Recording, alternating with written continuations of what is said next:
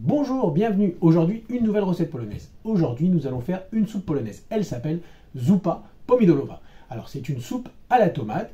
Vous allez voir, c'est pas compliqué, c'est très ravigorant, c'est idéal pour l'hiver. On va bien se régaler, on va bien se réchauffer avec cette soupe. Alors, c'est une soupe repas.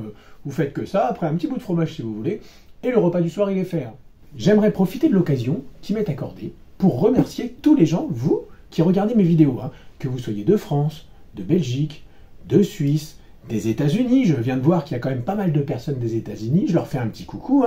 Merci de regarder, merci de vous intéresser à la cuisine polonaise. Allez, je vous embête pas plus longtemps. C'est parti pour les ingrédients. Alors, pour faire cette soupe polonaise à la tomate, il va donc nous falloir un bouillon de poulet qu'on va agrémenter de tomates et d'autres ingrédients. Là, on part de zéro. Donc, on va préparer le bouillon de poulet. Donc, pour ça, il nous faut 2 cuisses de poulet ou une carcasse de poulet, du céleri rave. Donc là, j'ai un quart de céleri rave. Un oignon, 2 panais, ou si vous n'avez pas de panais, vous pouvez très bien prendre de la racine de persil tubéreux, 2 carottes, 2 lanettes, puis après viendra donc une petite boîte de tomates concassées, des nouilles, de la crème fraîche à convenance, sel et poivre. En premier, on va faire brunir notre oignon pour que la coloration de l'oignon donne une couleur dorée à la soupe. Donc ça commence à colorer, mais il n'y a pas encore. Il faut vraiment que toute la surface soit bien noire, bien sombre. Donc une fois que c'est bien coloré de chaque face, donc là celle-ci, s'épluche un petit peu celle-ci, mais c'est pas grave, c'est pas grave. Alors il y a des gens qui rajoutent aussi la peau de l'oignon pour colorer, pour avoir une belle coloration dorée. Moi je le fais pas, parce que c'est pas des oignons du jardin, je sais pas trop au niveau des traitements, tout ça, comment ça s'est fait.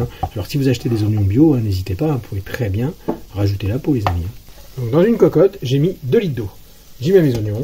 Je rajoute mes 2 cuisses de poulet. Alors j'ai pris des cuisses de poulet. Si vous voulez des pignons ou des hautes cuisses, vous pouvez très bien faire avec l'un ou l'autre. Oula, dis donc, il s'est passé quelque chose là. Vous avez vu ça? Ouais, celui-là il voulait vraiment y aller. Donc là, j'ai mis à fond. Donc on va laisser tranquillement bouillir la préparation pour que le poulet cuise. Alors, à mi-cuisson du poulet, ça j'ai oublié de vous le dire dans les ingrédients, je vais rajouter quelques aromates. Alors, 2 feuilles de laurier et des grains de poivre de la Jamaïque.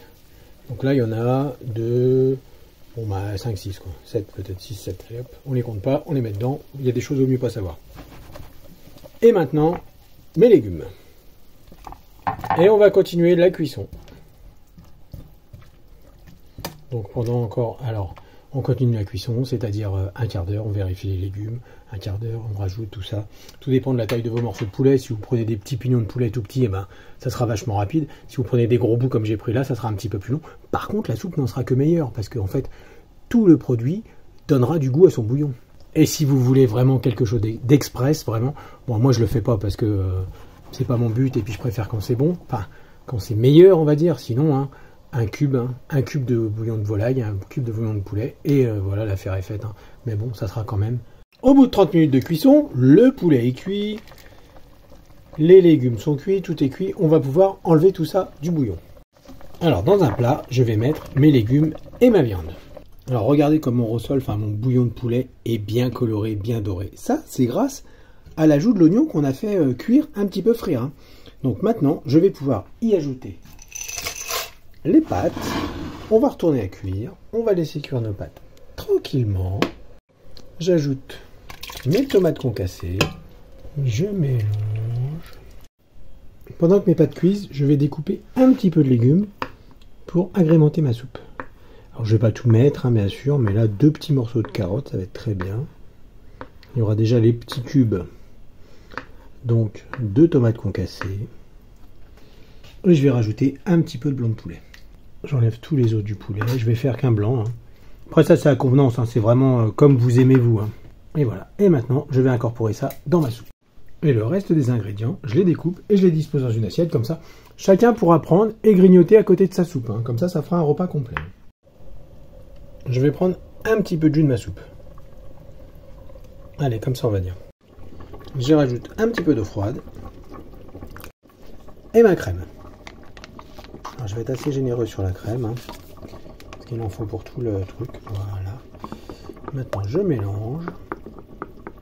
Et moi, je rajoute, alors c'est pas une obligation, une cuillère de vinaigre.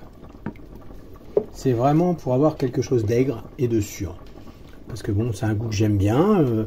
Je ne l'ai pas dit dans la présentation des ingrédients parce que je sais que tout le monde n'aime pas. Donc là, si vous aimez vraiment tout ce qui est aigre, sûr, vous pouvez très bien rajouter un petit peu de vinaigre, il n'y a aucun problème. On mélange bien. Alors vous voyez, comme en fait c'était bien fait, ça a bien été mélangé la crème elle n'est pas retombée. Il n'y aura pas de souci de crème caillée ou de choses comme ça. Je vais rajouter ma crème mélangée à ma soupe. C'est vraiment pour lui donner un petit côté rosé et un petit peu plus crémeux. Et là, ça va être prêt. On attend juste que les pâtes cuisent, soient bien cuites. Donc si je peux... Hop, non, il n'y en a pas... Voilà. Il faut encore attendre quelques minutes pour que les pâtes cuisent. Et c'est maintenant, en toute fin de cuisson, que rajoute le sel et le poivre. On va mélanger tout ça. Enfin, l'ébullition aide à mélanger quand même. Et maintenant, on va servir la soupe. Donc je sers en premier les légumes, si j'ose dire. Je rajoute une belle louche de potage.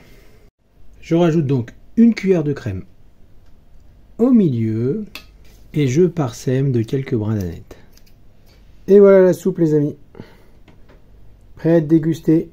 Un vrai plaisir, on va bien se régaler avec ça. Il ne me reste plus qu'à vous souhaiter une bonne soirée, une bonne journée et à la prochaine vidéo. Au revoir.